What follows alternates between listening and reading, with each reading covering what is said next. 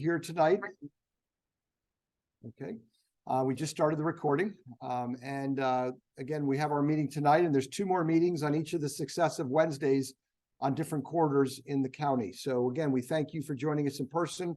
And for those of you who are joining us remotely and virtually, hopefully you're hearing and seeing everything that everyone in the room is seeing. So again, I know people may not have heard, but I'm Andrew Bing. I'll be moderating this session tonight, and we're going to get started. So again, this shows tonight's plan. Again, if you're in the back of the room, feel free to come up if you're having a tough time seeing anything. We still have some chairs up here. But this is designed to be an informational session, a listening session. We're going to be sharing some information. So the first part of the meeting will be some presentation. We'll go through some slides, try to present information. The idea with the information we're presenting is to try to stimulate some kind of reaction from you here as well as those watching. We want your comments tonight. That's why we're calling it a listening session. So as we go through, be thinking about each slide. If there's something on there that you particularly like and you want to comment on, let us know and tell us why. If there's something that you see that's kind of concerning you or that you don't understand, again, when we get to the listening session, let us know that. We want to hear. We want to hear about that. Okay. So we're hoping to get as much of that discussion going. And so the first part will be presentation. The second part will be where we hear from you, and we'll be doing that both live, you all in the room, as well as virtually through the chat feature. You can submit questions, and in doing that, I will read your comments and just as if you were in the room here. So please feel free, if you're joining us virtually, to do that. And then the final, I'm getting a little bit of an echo. The final part of the meeting will just be for those in person. We do have some posters, and when we're done, you can just mingle, look at the posters, talk to staff, and engage in a more personal comment session. Okay. So I just lost the presentation up here. It's okay. For those joining us virtually, just give me 1 second. Keep going, Alex. Okay. So again, I pretty much went over everything here, but this is our plan for the night in terms of the listening session. So I just went over that, so I'm going to keep going. But you can see on the right who is going to be speaking here. You got me. CJ actually was not able to be here tonight, so Char Patabanda is going to present his information and then present some additional information. And then we have a couple of members of the land use staff, Phil McBride and Matt Rogers, who are going to finish the presentation, and then we'll get into the listening session. So again, appreciate everyone joining us. So again, I already said this, but I'll repeat it. For those our virtual participants, the chat feature is how you'll communicate with us. So throughout the course, you don't have to wait till the end. At any point, if there's something that you want to comment on, anything you want to share with us, please feel free to submit that through the chat feature, and I will read that out loud. I will say, if you like something, don't just say you like something. Tell us why. We're most into the why you care about something, why you're concerned with something. Give us some detail.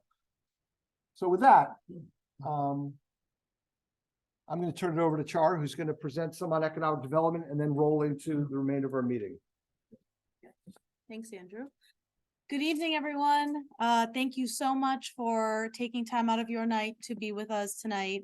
We consider these sessions to be very important to get some feedback from the community. So we are grateful for your time tonight.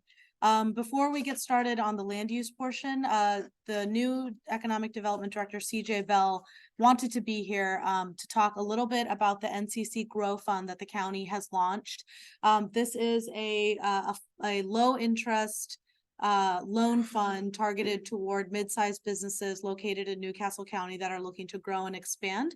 So for those of you who are interested, the information can be found on the website. We have our QR code for those online.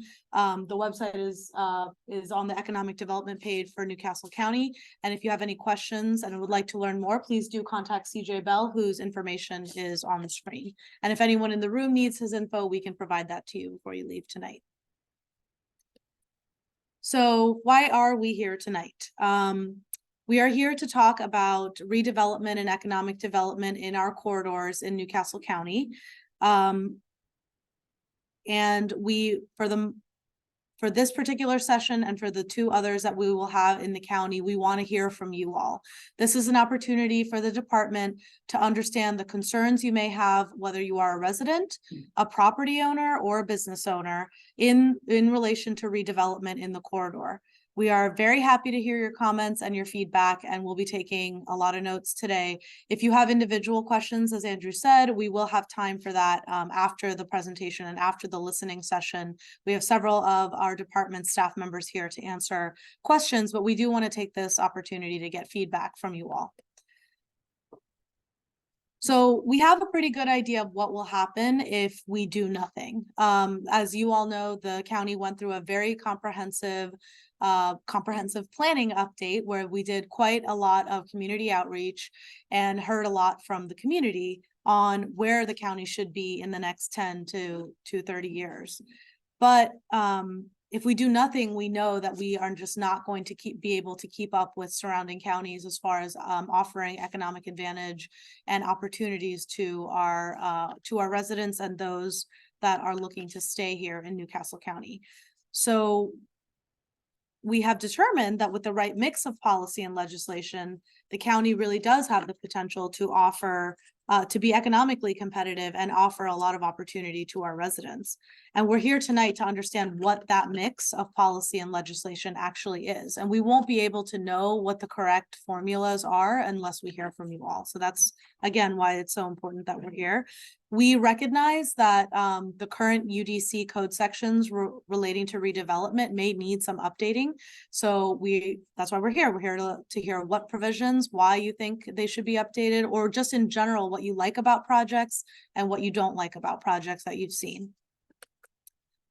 So I'm basically going to turn it over to our planning staff. They will kind of do a rundown for you of some of the work and some of the goals that were outlined in the comp plan. So to set the stage for what we're talking about tonight.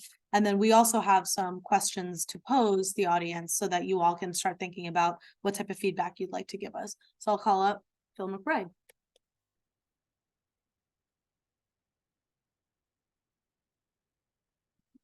Hi, everyone. My name is Phil McBride. I'm a planner with the Department of Land Use. So I'm just going to go through a little bit of what we have in the comprehensive plan and how it relates to the topic. Okay. So in the NCC 2050 plan, we focus on 7 primary themes: economy and jobs, environment, quality of life, community character, transportation and accessibility, climate change and hazard mitigation, and environmental and social justice. While the purpose of tonight's meeting is focused on redevelopment and economic development, we acknowledge that these themes are interconnected and recognize that as we address this topic, we must be cognizant of the opportunities and impact economic development and redevelopment can have on all of these areas.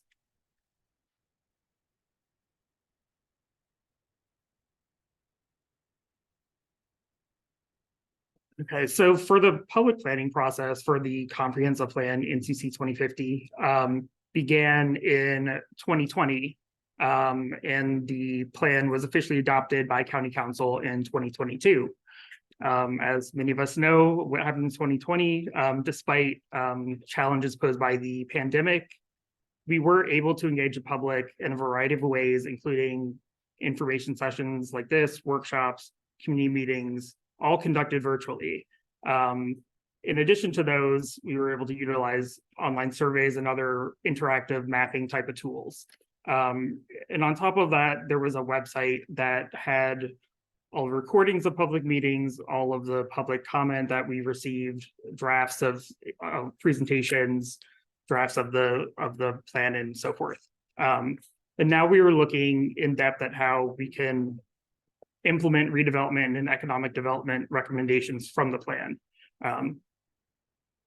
Bill, if you could, it's hard to see the yellow ones. If you could just read those out loud for people, kind of the first one that filled into where it splits off.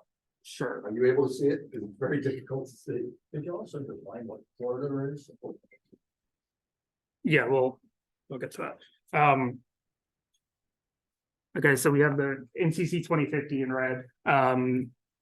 And then NCC 2050 economic development recommendations. and then economic development information session. So we had an economic development information session in January of this year, and this is building off of that. It's okay.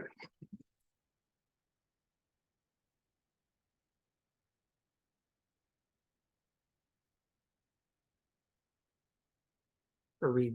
Okay. Apologize for the coloring issue. Okay. So now let's take a look at what the plan says about redevelopment and economic development.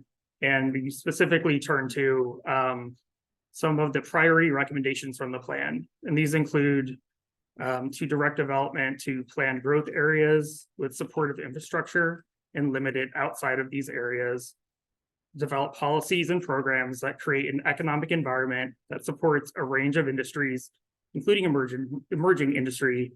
And as economic growth occurs, strive for equity, ensure that quality jobs and economic growth are accessible for all, and so forth.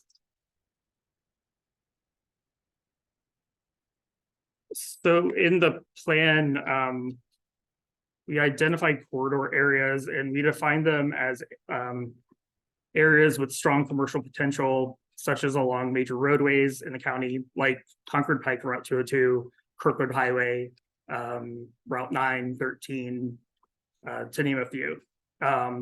These are areas where we can expect over the next 30 years, there will be significant changes in form, function, and use of land. So one way to look at that was we may have older legacy shopping centers, older offices that may not meet our needs today. What do those become in the future? Those are the types of things that we're interested in looking at. And likewise, as all of this, as redevelopment does occur, we must look at how we can encourage and incentivize it to be well-designed and sustainable in our corridor areas, and make sure that redevelopment is consistent and sensitive to the surrounding areas that they occur.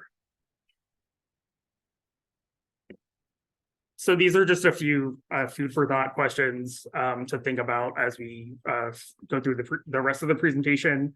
So what are the greatest concerns regarding development and redevelopment? What are the greatest encumbrances to development and redevelopment? And what changes would you like to see to the kind of development in the county as we go in the future? Phil, I'm just going to add to what you're saying here. So again, these are not the only things we're looking for, but we're just trying to give you a sense of some of the feedback we're looking for. So these questions are meant to kind of probe and get you thinking along the lines of some of the feedback we're looking for from you. So that's why we have this up here. Okay. Sorry to interrupt. No, you're fine. Matt, I'm going to pass it off to Matt Rogers.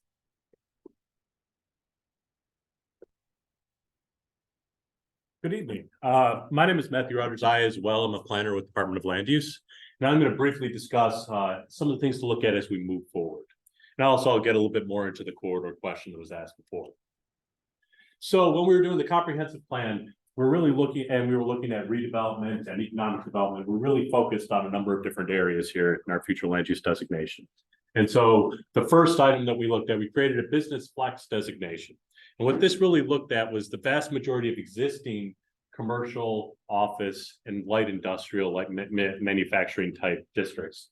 And so that type of land use right there supports that type, the continued vitalization of those, but as well as the potential to redevelop it in those areas. We also looked at what was our former heavy industrial future land use designation, which we brought in as manufacturing designation. And with this, we broadened the opportunity to do downzoning should a property owner wish to actually go down to whether an office of business type use. So it would support that without a change in our comprehensive plan. The next area Next area, future land use designation that we're looking at in these redevelopment and economic development opportunities would be our community development areas. If you look up, that's North Claymont area, and it's very hard to see on the screen right over here. It's a little bit of blue over there in the Route 9 area. Now, these are areas where we work with our partners in Wilmapco, DelDOT, DART, as well as the community and community organizations to put together plans. And these plans had specific guidelines and guidance with regards towards land use into the future. And so we're looking to encourage development along those corridors, specifically those areas, that is consistent with those plans and that is sensitive to the adjacent neighborhoods.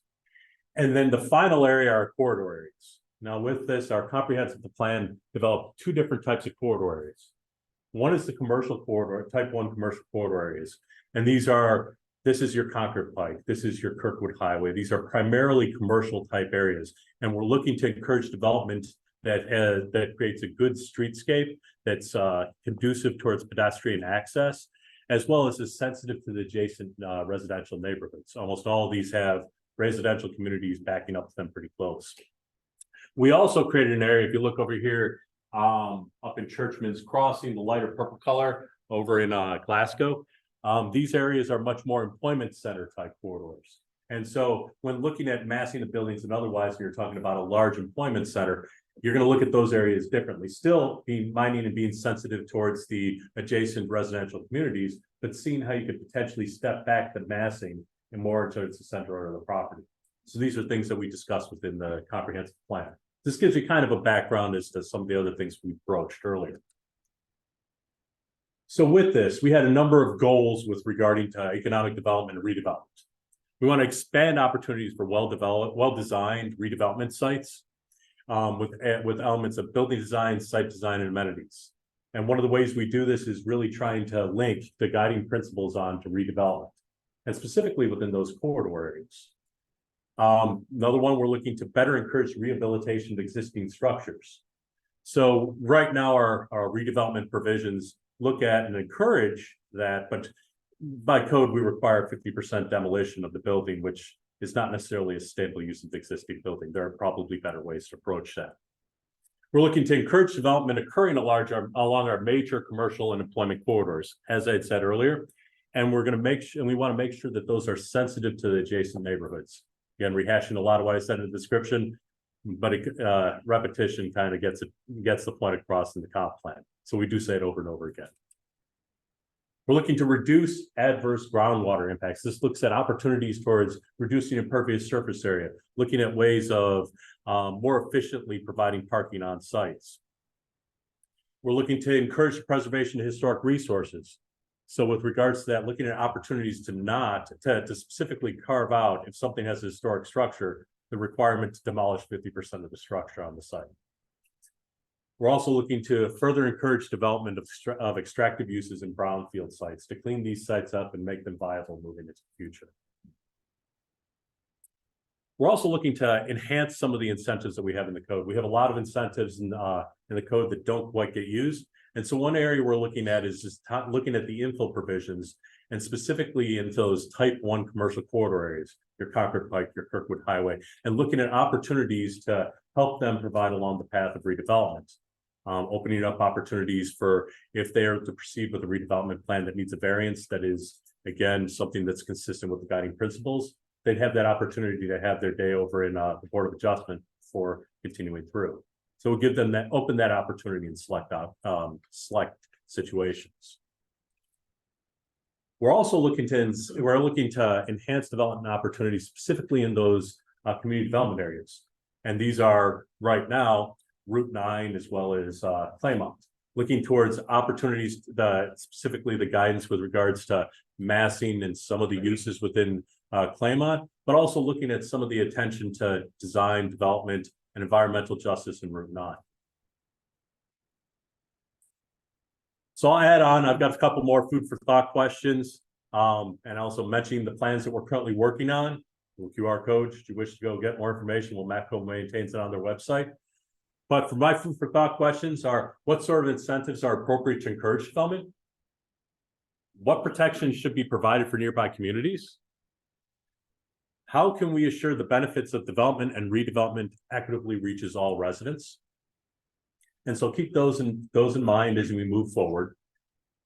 And then this is under the UPWP program, the current plans that we have, and they're not up on the website yet because we just put them out recently for bid. We've selected the consultants working with it, are the Kirkwood Highway study, which will be again looking at one of those type 1 corridors that I mentioned, commercial corridors, and it's an important connection going throughout the county, as well as the South Claymont study, which will look at broadening and enhancing their existing plan, as well as streetscape and other improvements in that area. And it also is a type 1 corridor. And so I'll be passing it off to Mr. Bing. Okay, so we're gonna be transitioning, bringing up another laptop, I believe, up here for this. While we're doing that, I do see some irony that we're having a meeting around dinner time and we keep mentioning food for thought. So I apologize. I apologize for that. We're gonna have to come up with a different expression if we're gonna have dinner time meetings here. But just give us a second while we get. We're gonna start our listening session here momentarily. In the back of the room on the table, we do have comment forms such as these. We have some index cards. So if you feel more comfortable kind of writing things as opposed to speaking out verbally, so be it. Is that now on? Okay.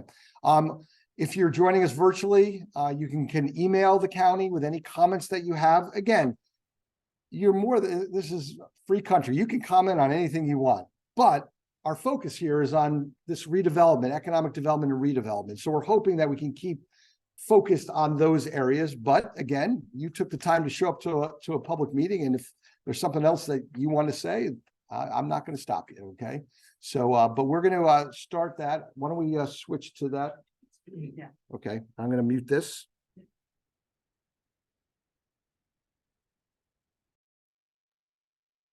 Okay, hopefully now. Oh, I muted it. Do I have to mute the?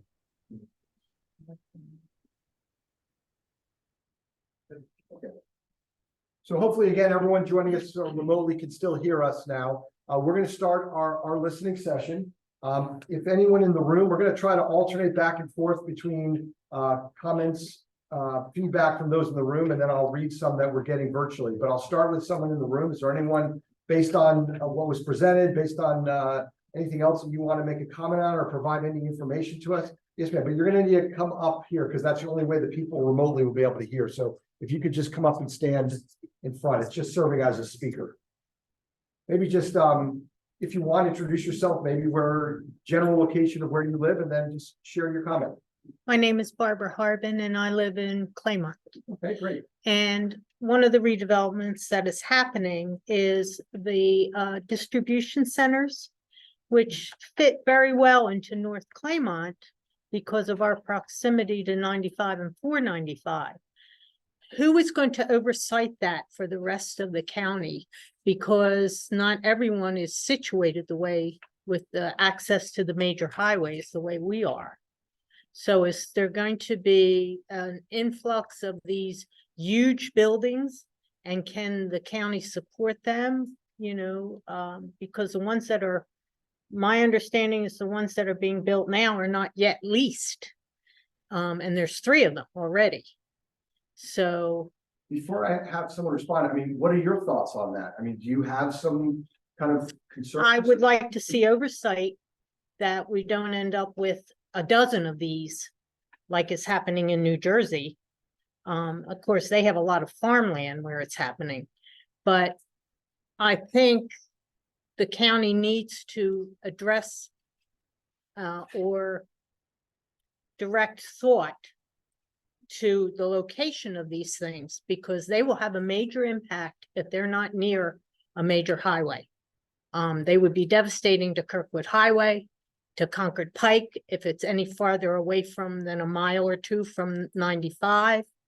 And it will impact 95 is already congested at that area, Concord Pike. You start throwing, you know, big tractor trailers coming off of Concord Pike into that mix, and it'll be disastrous. Okay. So just my thoughts. Appreciate that. I don't know if anything. No, I was looking to sit down. Oh, okay. Did anyone have anything? Or Well, I guess my question would be, I know you already sat down, man, but my question would be, to you, what types of development would you rather see than that type of warehouse that you're seeing in Claymont? Is there anything that you would rather be seeing there? In Claymont? Yes. No, Ma'am, you gotta come back up though. Sorry about that. no, I don't have a problem with Claymont. Okay. Okay, what I Want to have, make sure they don't. I want to make sure that we don't end up with a dozen of these And other boards. in other corridors that cannot support the traffic. Okay. So one of the things looking at, and you were mentioning Concord Pike and Kirkwood Highway. The zoning that permits these type of structures is you're only looking at business park, industrial, and these are not zoning districts that tend to go along. Tend to Kirkwood go in Highway. there. They don't exist there today. Okay. Concord Pike. Now, on the other hand of it, there currently is an ordinance going through the process right now that's gonna look at the large structures. Hmm. And with regards to how they're designed on site and setback and buffering and everything else, and including a public hearing. Well, one of the ones that is in Claymont is on the Tri-State Mall Yeah. property, so I wouldn't want to see one on Concord Pike No, there. Because it would be devastating to the communities, to the traffic. To have them, where they're situated in Claymont, there is very little community around them. Okay, Right. because it was industrial, it was the steel site. So, I just want to make sure that Newcastle County, someone is going to be monitoring where these things are popping up because they're huge. Okay, Well, we appreciate that comment and we've all heard you. But okay, you can also feel free, if there's something you remember after you leave, to send in further detail or additional comments, either write it or you can email it in, okay? Mhm. I'll bring you up in 1 second and go to one of our virtual comments. This is a comment, I'm just gonna read it verbatim. Oh, by the way, before I do that, if anyone is joining us late virtually, thank you again for joining us. We presented some information the first kind of third of the meeting. We're now entering the listening session portion of this. So if you do have any comments or questions, you can type them into the chat function and we will read that. And obviously we'll take some live comments as well. But this person wrote in, concerns are more traffic, noise pollution. We end up with more unused buildings, more companies side by side with residential areas. So that was a comment that we heard from someone virtually. And then ma'am, if you would come up. And again, only if you want to, but if you want to say your name and just the general location you live. Okay, my name is Donna Rowe. I live in the Devon Development off of Shipley Road. And where our street is situated, we're sandwiched between the Concord Mall and the Brandywine Country Club. Brandywine Country Club, I don't have any idea what Capano is planning at this point. And the mall is becoming a ghost town and we hear teenagers, I'm assuming, doing wheelies in the parking lot at night. So is there a plan for either of those coming forward? donuts. Donuts.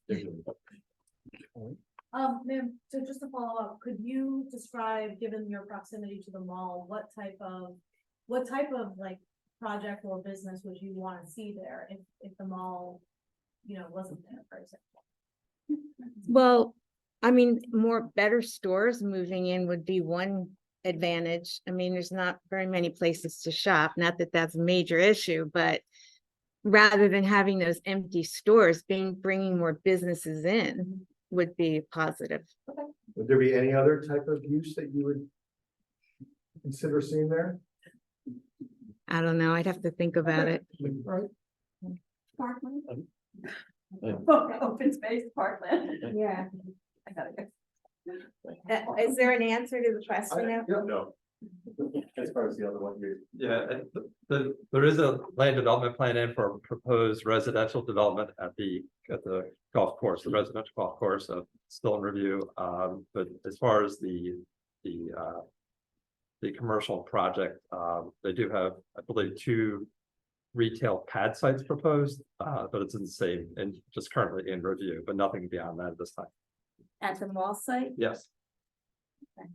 And in terms of the issues with whoever it is that are doing wheelies or whatever, I mean, I don't want to give the simple answer, but I mean, that's something you probably need to check with the local law enforcement to see if they can monitor that on a regular basis. It does no good. Okay, I understand, but Uh, that's all we could kind of share. Nobody holds the mall accountable for that. Okay, nobody. Okay. I'm gonna read one more online and then I'm gonna come to you, sir.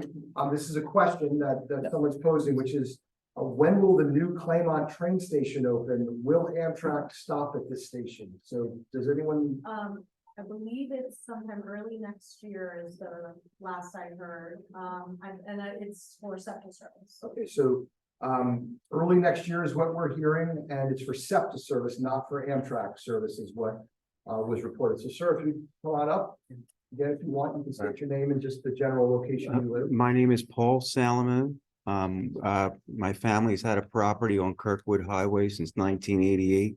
The address is 1115 Capitol Trail and 1113 Capitol Trail. Right now, it's just a large triangular shaped wooded area. I've, over the years, when it was initially purchased, it was zoned commercial. It's on the highway, all highway frontage. There's a swimming pool company on the left. There's a tattoo parlor on the right. Over the years, the land was sat there, and then when my father-in-law passed it on, he didn't want to deal with it because they changed the zoning on him to NC 6.5. I went through all the processes, engineers, all that, had it all subdivided, and there's 2 small lots there, and it's residential. Now, nobody wants to put a house there. Nobody wants to have her toddler on a tricycle on that highway. It should have some sort of a commercial use. Is this meeting here, what you guys are explaining, is this something that can help us maybe do something with the zoning so I can make use of this land? Because right now it's just open woods. Nobody wants to touch it. It's a worthless piece of property right now until somebody can help me do what I need to do to make something happen with this. We have a lot of money invested in it already with a whole set of plans. It's recorded in the county, but nobody really wants to live there. So basically it's just open woods. Is there something we can do to maybe do something with this? I'll have Matt Rogers come up and talk specifics about kind of the corridor stuff you talked about earlier and zoning and related to that. Right. But with that said, I just want to premise that we don't know the property in detail right now. We're just Okay, gotcha. But I mean, as far as what this session is, you're calling here, is this something that can help somebody like me? Yes, well, and the thing is, again, as you mentioned, we don't know site specific. I'd Okay. gladly sit down, right afterwards, Okay. gladly sit down, pull up the computer, Will look at do. it. But, and I encourage you to reach out to us, we can speak over the Okay. phone or whatever. But additionally with it, the type 1 corridor area does allow for rezoning to non-residential Okay. without having to change future land use map. Okay, So it opens that up as an opportunity. okay. I did try that before. I was shut down. Well, It was very hard. Afterwards. Okay. All right. And because you mentioned that you have this property on Kirkwood Highway, and this isn't specific to your issue, but as Matt said, there's a full study focusing on Mhm. Kirkwood Highway. So you Okay. clearly have an interest in that Yes, corridor. I would encourage you to participate in that study. will do. Okay. The first session, there's going to be a visioning workshop in early December. Okay. For the public to come out and open workshop to kind of introduce the study and start getting, thoughts and ideas from members of the public. I would encourage you and anyone else who's interested in Kirkwood Highway to come to that visioning workshop. Okay. And then after this meeting, you can talk to Matt, all right? Will do. Thank you. Great. I'm gonna read another comment that we received. I would like to see more green spaces, more sidewalks for people to walk, better public transportation. So green spaces, walking facilities, and public transportation. Anyone else in the room who would like? Can I ask a Yeah. follow-up to the online? Sure. If you can hear me, tell us a little bit more about the green spaces. Are you talking about actual parkland? Or are you talking about green roofs? Are you talking about pocket parks? If you can, again, respond in the chat, we'll say your comment. And as you're putting that, come on up, ma'am. And then I'll come to you in a second, sir. To what Char said, if you're that person who's responding to that, or anyone, put in there that you're responding to, feedback from that, and we'll try to get to that quickly. But again, if you're providing comments virtually, more detail is better than less detail. So if you have a comment, tell us why you want all that, or give us some more specifics. That's always very helpful. Yes. My name is Mary. I live near Edgewood Hills. And there's been a lot of very confusing information, and what we do get is little as well about the Port of Wilmington wanting to expand and the impact to our neighborhood. Pre-COVID, I had gone to a meeting, and I understand that the people that from Saudi Arabia have no longer any stake in the game, and someone new is coming on board. But at that time, it was acceptable to somebody that 100 trucks an hour would be hitting 95. 5 days a week. And on weekends, it would be 20 hours instead of 24 hours a day, which was very concerning to a lot of people. Any real information about this port would be welcomed. And if for real, the different goals you had up here truly exist, I'd love to hear how they're going to be incorporated. Can we take your name, at the end or Mhm. now, if you want to write it down so we can inform you if we learn any further information on that particular project? You guys it's not on your radar? There's nothing really I can share at this point on it, but we will follow. I've been told that so many times. I'm happy to give it to you, Yeah. but again, there's a group that does Zoom meetings. I've taken it to our councilwoman who says, oh, well, they're wrong. But she's giving me information that didn't really, there's no research. There's nothing that at all has been done, and nor had there been. And yet we were having it more or less jammed down our throats. So it's not just Mary who cares. There's full-fledged lots of people in the neighborhood, and we're all frustrated. It's our homes. Yeah, where do you want me to put my name? There's some index cards on the back too. Yeah. Thank you. So I'm gonna read another comment. It's in question 4, but I'm not seeing the very bottom of it in the back. If you could expand that cell. There we go. So this is, I asked for detail and now I'm getting detail. So this is good. This is, there's a little bit here. There is a challenge in repurposing existing buildings on corridors such as Concord Pike or Kirkwood Highway that were built prior to the UDC and need to be brought up to current code. Because current code is based on prospective use, it's impossible to fix up a site speculatively, not knowing who will lease occupy, and proactively. Need to wait until occupant shows up, and they don't want to deal with uncertainty and delay and cost to submit plan for approval. Needs to be a way to renovate up to some current code that will allow a broad array of potential retailers' services. So we appreciate that comment. And again, I don't know if our team up here has anything that they want to respond to or thoughts on that. Not that you have to, but just giving you the chance. Sure. No, it is a great comment. I think what we see the biggest barrier for change of use for some of these older sites, since they're not conforming or smaller parcels, is the ability to park the new use that may go on the property, and that's probably the most limiting factor with respect to zoning. So that's certainly something we're looking at as we move forward with potential updates to the redevelopment code, is some flexibility with the parking requirements. So with that, somebody could redevelop, upgrade a building and not be in such a tight position with what uses would be allowed on the property without having to go to the Board of Adjustment for a variance or something like that. Okay, great. Yes, sir, come on up. I'm gonna just read one more thing. Someone wrote in and asked, will minutes be shared after the meeting? So this meeting is being recorded, and this recording will be placed on the website. So anyone who came in late or needs more information, you can go there and see everything that we did here. One more comment I'm going to make before I go to you, sir. If there's anyone in here who is a business owner or owns property in the corridor, or anyone joining us virtually, we'd love to hear that perspective as well. So feel free. I know it's not always something you want to do is jump up and talk in front of a room, but we'd love to hear the your perspective on redevelopment and some of the issues that may be hampering you. So, sir. Thank you. I'm J. Harry Feldman, and I am Oak Lane Manor nearby here, but I'm really here representing the Council of Civic Organizations of Brandywine 100, and I really want to sort of redirect and make more general the concern that the lady raised about the Port of Edgemoor, which we've had on our radar for a long time. And my question for you all as county representatives is, we all know that this is a state project, not a county project. But with all the concerns that people from Edgemoor Hills and the others bring to CCOBH all the time, and that we're concerned with them about, how much influence do you all think the county Department of Land Use can actually have on this state major state project. Because we are concerned about the effects on the existing neighborhoods, property values, et cetera.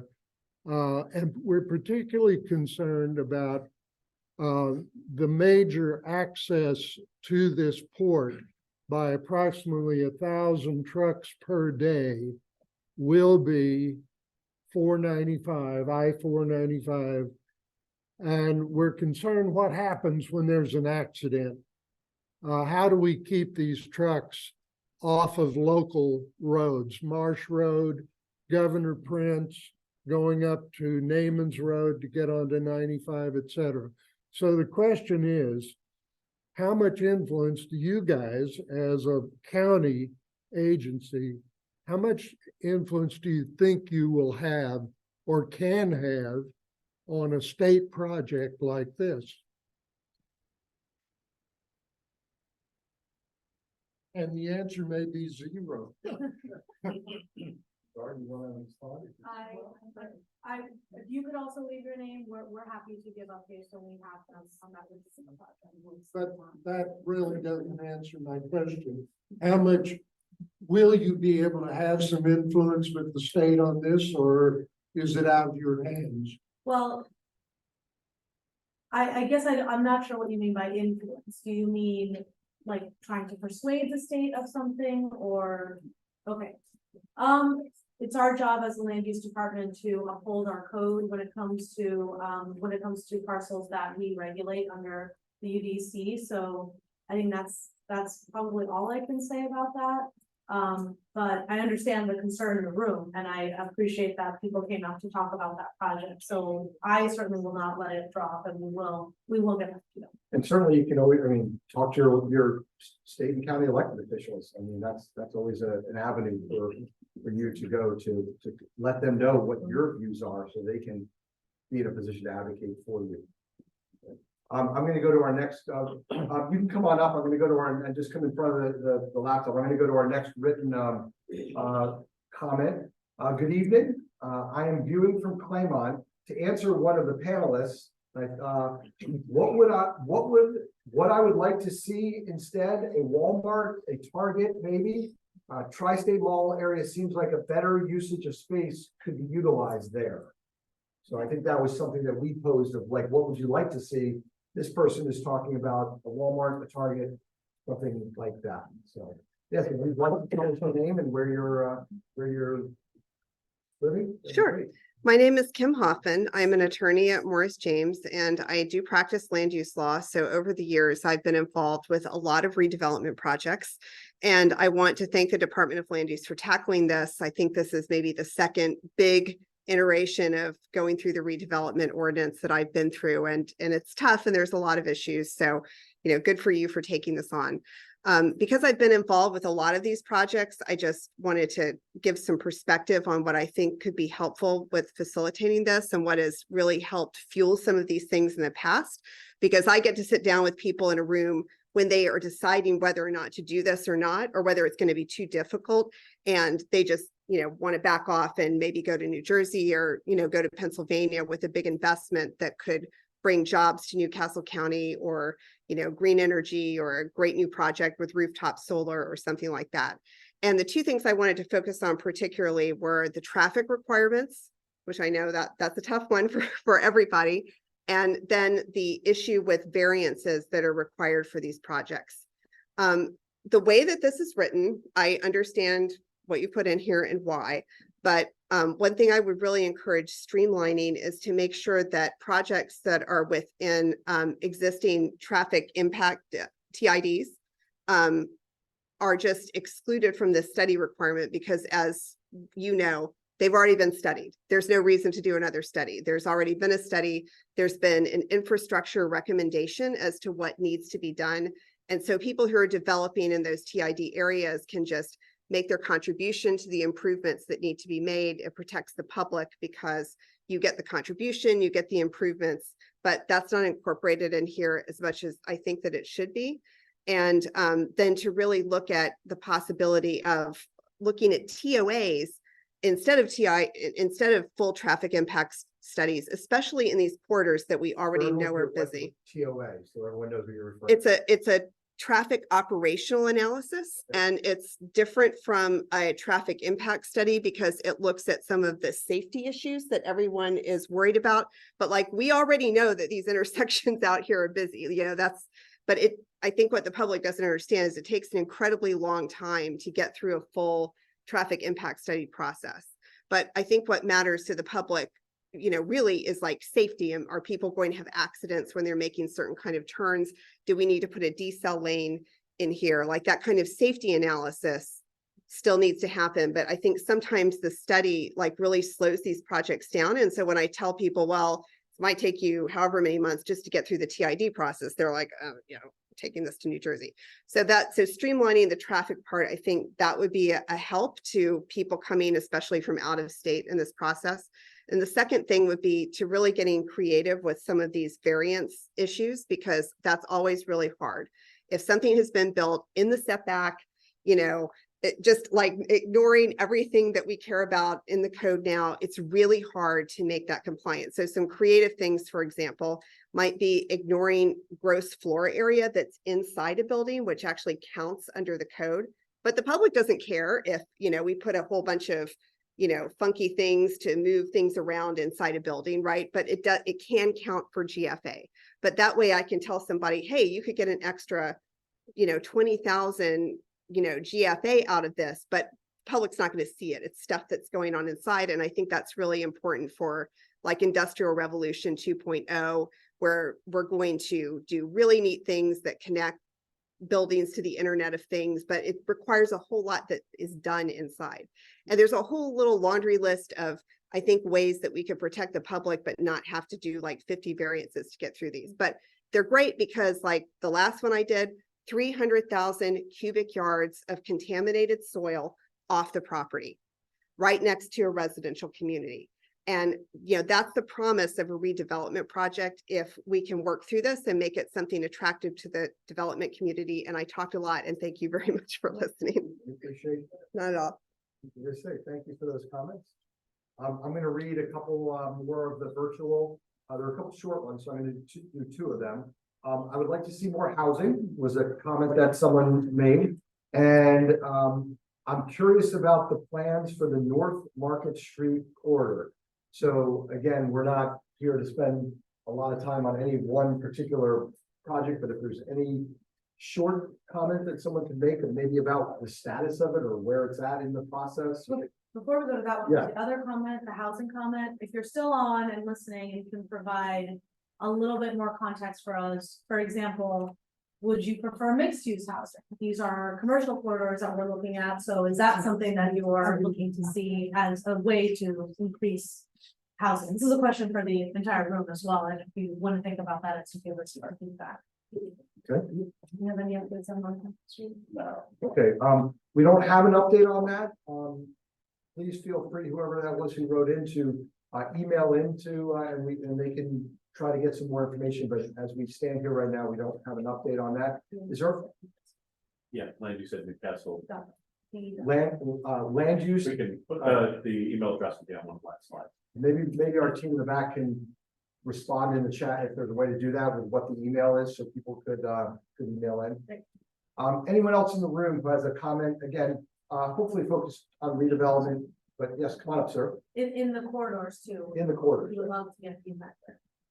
And again, if you want your name and just where you're. Good afternoon, everyone, or good evening, I guess. My name is Todd Schultz.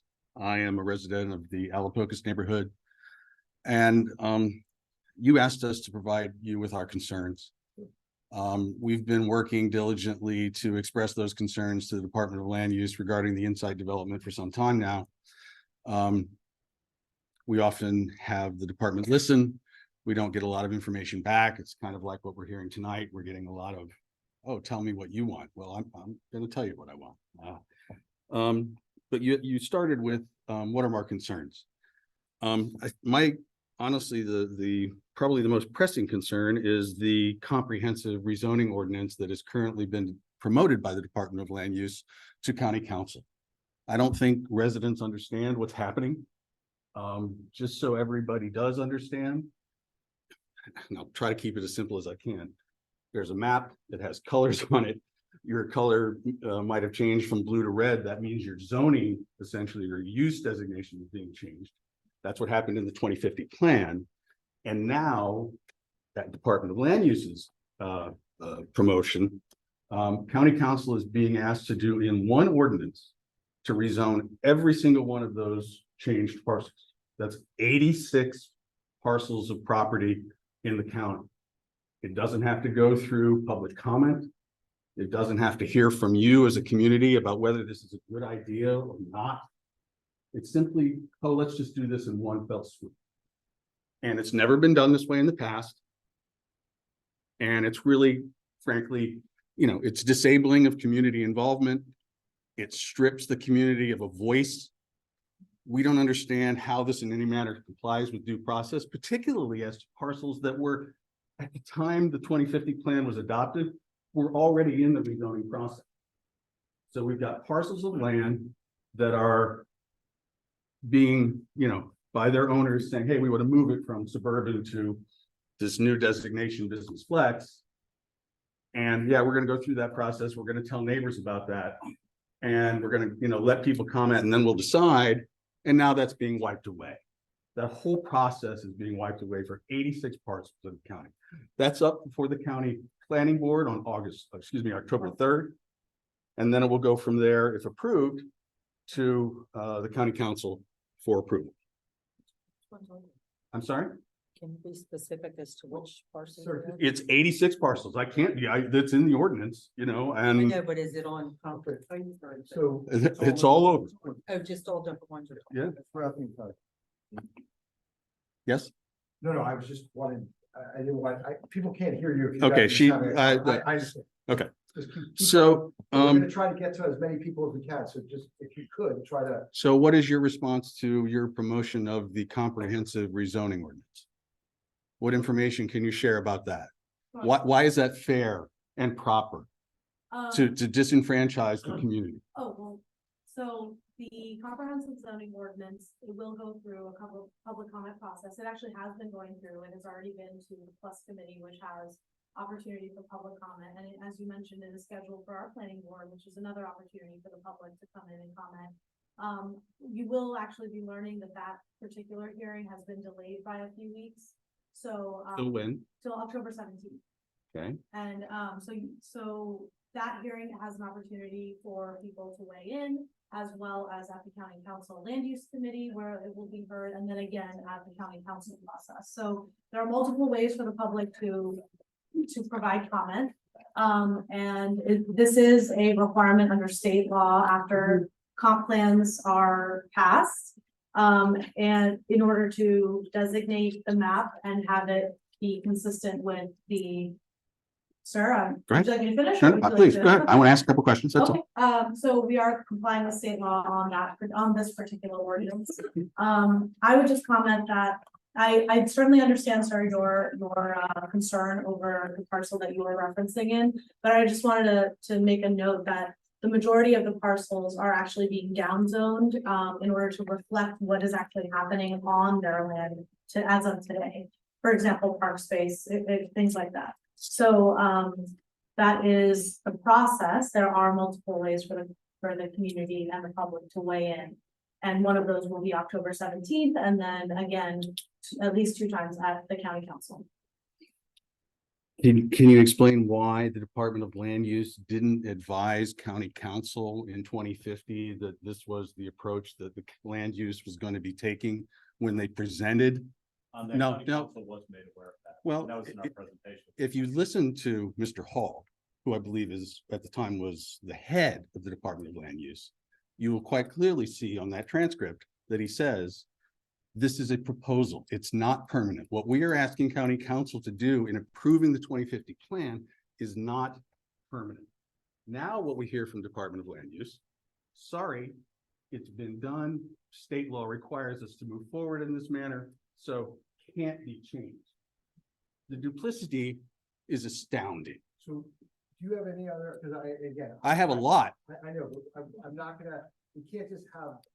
I'm trying to get information. I understand. This that. is an information session. Well, it is, but it's a listening section on specific things, and we are here to listen to you, but we're also here to hear from a lot of other people who took the time to come, as well as people who. So you're cutting me off? No, I'm not cutting off. I'm just saying, can you go on to your next comment and maybe just try to summarize them so we can get to as many people as we can? That's all. Another concern I have is the manner in which the use designations were approved under the 2050 plan. We heard earlier tonight about a very lengthy two-year-long comprehensive process. Throughout that entirety of that process, there was no proposal to change the use designation on the Wilmington Lower School Friends site. That went through a public hearing in May. It was a 2-hour or plus hearing where multiple people like tonight came out and spoke. And at that moment, the comment period, the verbal comment period ended. Then it was left open by the I don't know if it's planning board or council or whoever it was, I think it was planning board. And said, okay, we're going to leave it open for written comments for the next 30 days. On the 28th day of that 30-day period, Insight sent in a letter saying, gosh, we don't own this parcel. We'd really like to have it changed its use designation. That letter is not provided to any member of county council. That letter is not distributed to neighbors. That letter is then filed on June 1st, I believe, which is after the comment period ends. So the public has no ability to respond in any manner. Department of Land Use grabs it, reads it, and says, this is a great idea. Let's change that use designation, and proposes that to council. And it gets approved.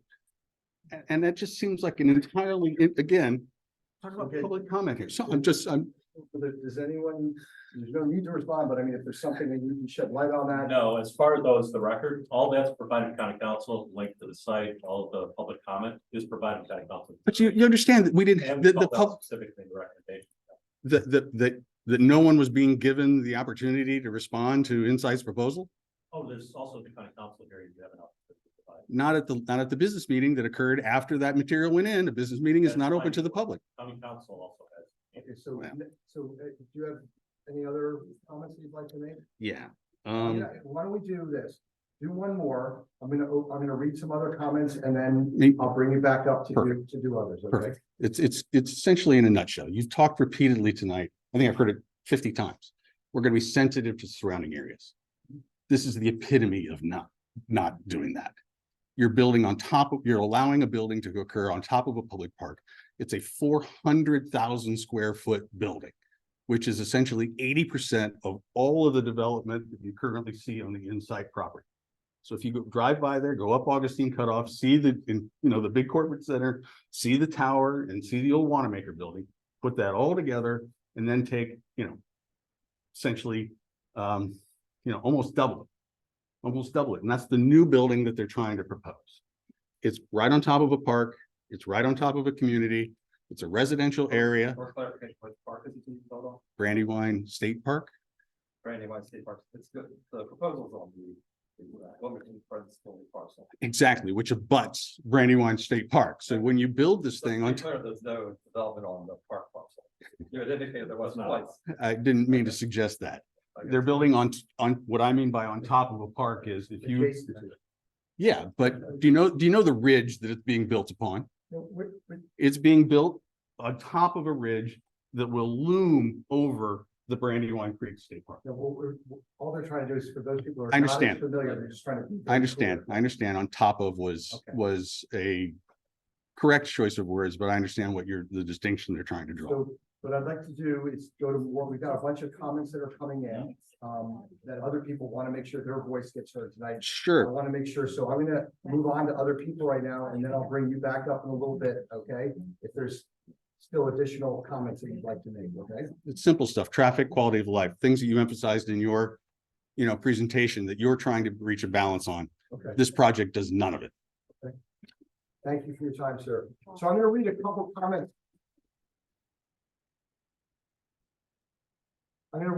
comments. These are based on other comments that were made or other questions that staff, so I'm gonna get to a couple of them here. So one person said, I didn't make the comment about housing, but agree it should be easier to create mixed use with apartments above retail on the major corridors might need to relax parking requirements since complementary to allow.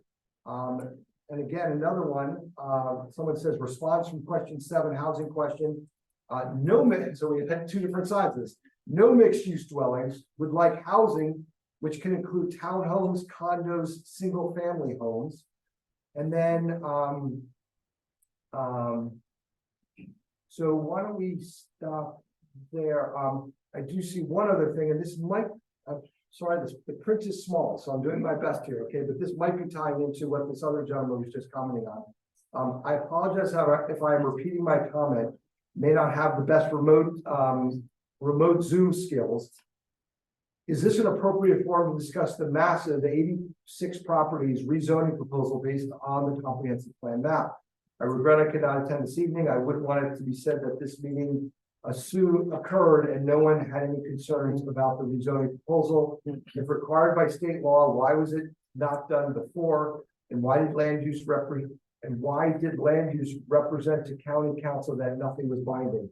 So I think that I think we covered. yeah, we covered that, but I want to make sure that each person who's writing in that we've heard. So is there anyone else here who'd like to come up and make any other comment? I'd love to get someone who hasn't spoken yet. Yes, sir. Come on up, Mr. Weir. Thank you. I'm Bob Weiner. Hi, Matt. Hi, Anthony. I have a land use law background. I have a county council background, 22 years. I'm very pleased to. People are asking if you could speak louder because they can't hear you. Oh, Can you project? That's never been your problem before. I know. I have a hoarse throat. All right. Yeah. Your best. Yeah, thanks. I'm. Bob, maybe if I could, maybe Yeah. just sort of stand sideways so Oh. that Zoom can pick you up, and that way you're projecting to people in the back if you don't know. Yeah. Here. Yeah, just so you can project that. Okay. way. I'm very pleased to see the developments that have been occurring over the decades, having been involved in this process since the 80s, involved with every comprehensive plan since 86. When we got the proposal for the Unified Development Code, designed by Lane Kendig, really for open spaces, it really wasn't quickly adaptive for Newcastle County, which was already developed. And one of the major shortcomings were the lack of zoning categories.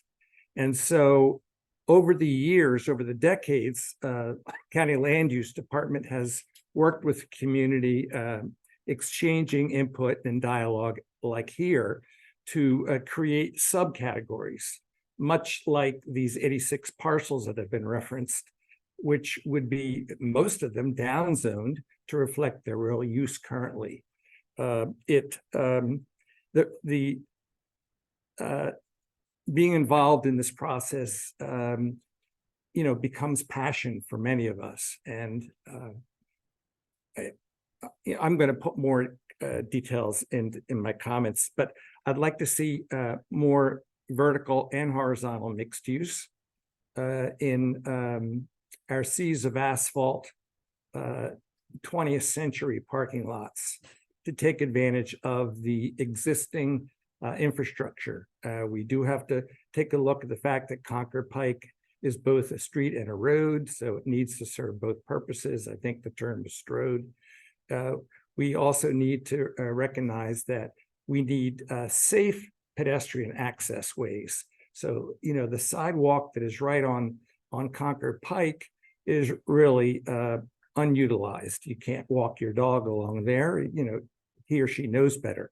That's why the better proposal is to look for the bike ped interconnection opportunities along the back line of the commercial corridors, which were established with rezoning in 1954. And we've done some of that, but as a land use department, I'd ask that you push harder and look for trade-offs, public-private partnerships. The land where Alapocas Park is and Blue Ball, the hundreds of acres on either side were threatened with a regional mall, as well as at the same time, the Concord Pike was proposed to be a two-story, and Brandywine Town Center was coming in as an unknown.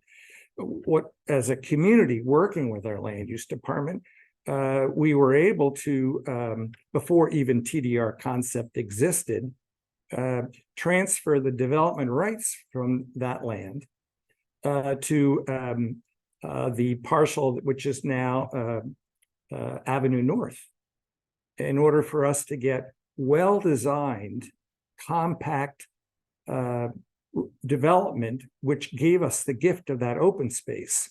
And yes, it took 4 decades for that to happen, for it to unfold. But that sort of planning should again be encouraged. And there are other opportunities as well to do TDRs without a TDR bank. I want to also thank the lady who had been up here before. You know, I agree with much of she had to say. We do have other ways to input with the state, the Council on Transportation, our MPOs. We also should be asking for an extra seat on WMAPCO. We certainly deserve it given our population and economic considerations. We need to have a FAR rethinking of GFA. I agree with that comment as well. I'd like to see the redevelopment continue not only to be under Concord Pike, but opportunities for over Concord Pike. And I know the engineering safety studies change from time to time, but there's an opportunity, for example, right at the law school to connect with existing pathways, an interconnecting network of pathways in our parkland along the Brandywine River. And it's been on the planning table for decades, but we should look for those opportunities to connect the missing links in both the East Coast greenways and our regional and state greenways as well.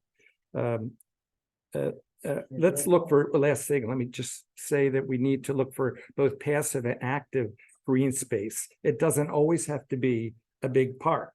It can be just a little land that gives us the sense of safety, as well as aesthetic safety, as well as a berm and a buffer with bulb outs as well. And if we're going to be a Strode, we need to take a look at that multi-purpose. I know it's been under consideration for a while. Great. So thank you, and I'll submit more in writing. Great. Thanks. And I do want to mention, Bob mentioned Concord Pike. You know, everyone needs to remember that there was a Concord Pike master plan, and there's currently a Concord Pike monitoring committee that meets 3 times a year and has an annual workshop. So if there's issues that are specific to Concord Pike, you can get more involved in that monitoring committee process. Those are open to the public.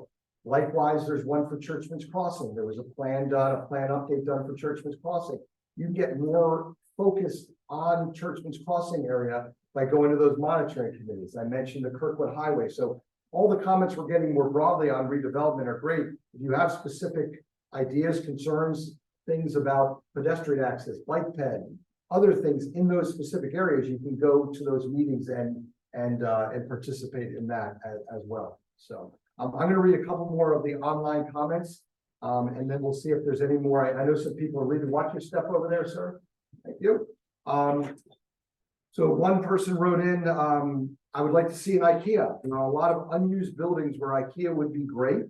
And then someone wrote in, hello, I'm Kristen Keating and wanted to know about plans for Route 4 Main Street in Stanton. We have a commercial business on Main Street and see a lot of surveys being done. And I've received notice from a concrete company about project work to begin. Is this part of the session, or where can I find out more info on the Route 4 West Newport Pike plan? Looks like work is going to start, but I do not know the plans and concerned about the impact to our property and our customers. So in the chat, we wrote the email. If you would like to email in that particular comment with your name and a phone number or an email, someone from land use can get back in touch with you about that specific question. Okay, so hopefully Ms. Keating is still listening and can submit that specifically as an email so we can get your contact information and get back in touch with you. Before I come to you, sir, is there anyone who has not had a chance to come up and make a comment who would like to? Okay, sir, I do want to get to our poster session and give people a chance to talk to staff. Oh, no, sir, I pointed because there was someone right behind you. All right. Sorry about that. If you could just say your name and the general location where you're coming from. My name's Mike Scalia. I live on Bear Corbett Road in Bear, Delaware. I had planned on listening tonight. I'm not much of a talker in public, but the first lady who spoke about these large buildings that they're building, that's why I'm here, truthfully. So I'm probably the second closest person on Bear Corbett Road that lives near the Delaware City warehouse or the Delaware City, I don't know what the complex is called. So we have 3 massive buildings there. And the lady was asking about, does the county have any control over the traffic? And they don't. There's an exit off of Route 1 that has the figure 8 intersection. If anybody ever seen it, it almost leads directly to their parking lot. But they use Bear Corbett Road, Porter Road, Little Rinky Dink Church Road, whatever way a tractor trailer driver is the shortest way on his GPS, that's the way he'll come. All day, all night long. This is also the building on July 4th that had a shootout. Empty parking lot, nobody's around. A couple of weeks later, it's where a fella got shot and killed. And hardly anybody works there. So a lot of what I see you put up here is about they build these buildings for economic reasons. The one building, the best I can tell, they do something with trampolines. Why you would need a monster building, but at best 5 cars are there any day. I drive through there often. Anybody can drive through and see. Most of the time there's 2 cars there, sometimes 5. The second building is I guess it was going to be an Amazon building, but it's been empty for 2 years. I'm glad about that. The third building is the Dart Solo building. I guess they deal with paper products. At best, there's 30 vehicles that work there. Tractor trailers come, unhook, hook up to another one and leave. I didn't know anything about tractor trailers, so I learned all about them. I'm pretty sure all that works in the building is forklift drivers and a few office personnel. It comes, they restack it, it goes out. My wife and I also pick trash up along about a mile of Bear Corbett Road. Just like a light switch, all we get, bottles of urine, food. You leave in the morning to go to work at 6 o'clock. So what I'm asking you guys is you approve the plans for these buildings, but there's no parking for these trucks. So they arrive in the middle of the night. They're not allowed to stay there. So they pull out, they sleep on the exits to Route 1, they sleep along Bear Corbett Road, use the bathroom there, you see them going in the woods. So that's what you're in for if they put one of these buildings there.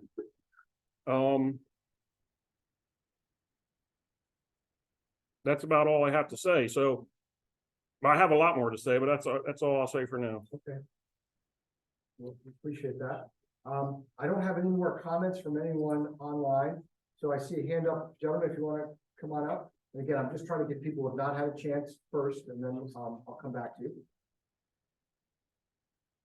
Again, if you feel like it, if you'd like to say your name and just the general location of where you're coming from. The reason we're having you come up is that's the speaker for people listening online. So there's nothing on the laptop. That's just serving as the speaker. So to get a little closer so people can hear it. Okay, my name is James Parker. I'm from the Route 9 corridor. And one thing I would like us to see is a emergent care actually put up in our area.